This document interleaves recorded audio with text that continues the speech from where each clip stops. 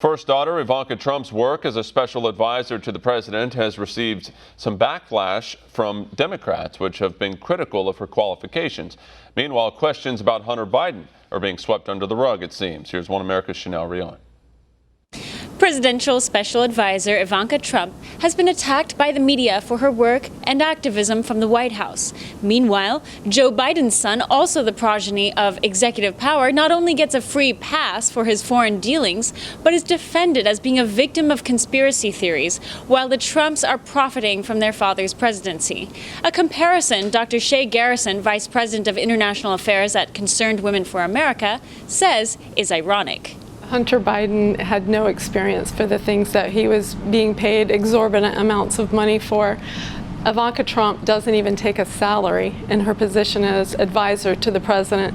She's traveling around the world helping women because she cares about women. Ivanka's Women's Global Development and Prosperity Initiative, WGDP, was signed by President Trump in February 2019. It aims to decimate obstacles that keep women from running their own businesses, owning property, or becoming self-reliant. If you've ever heard the old saying, you can either teach a man how to fish or you could just bring him fish. WGDP is teaching women self-reliance. That is what leads to sustainable development.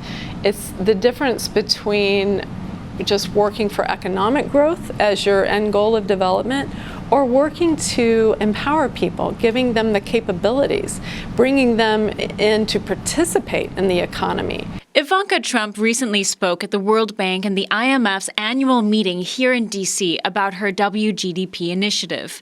The World Bank pledged $2.6 billion toward Ivanka's WGDP initiative. So one of the interesting criticisms that have been waged against WGDP in opposition to Ivanka Trump's advocacy for this initiative is that she is somehow unqualified to take this on. How could she be more qualified? She is actually a 37-year-old woman who has been a business owner. She's an entrepreneur. She's a graduate of the Wharton School of Business. I don't think anybody in the administration is more qualified than Ivanka is to direct this sort of initiative. Garrison says the criticisms against Ivanka as daughter of the president is politically motivated by an oddly sexist media, citing a recent LA Times article in particular.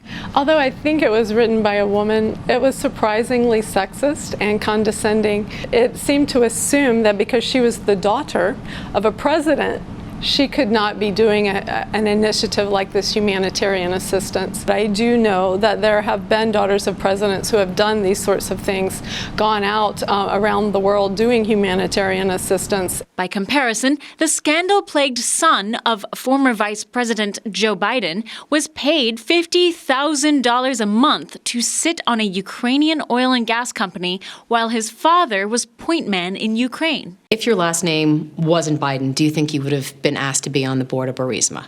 I don't know. Probably not. I don't think that there's a lot of things that would have happened in my life that if my last name wasn't Biden. The left found Hunter's response yawn-worthy.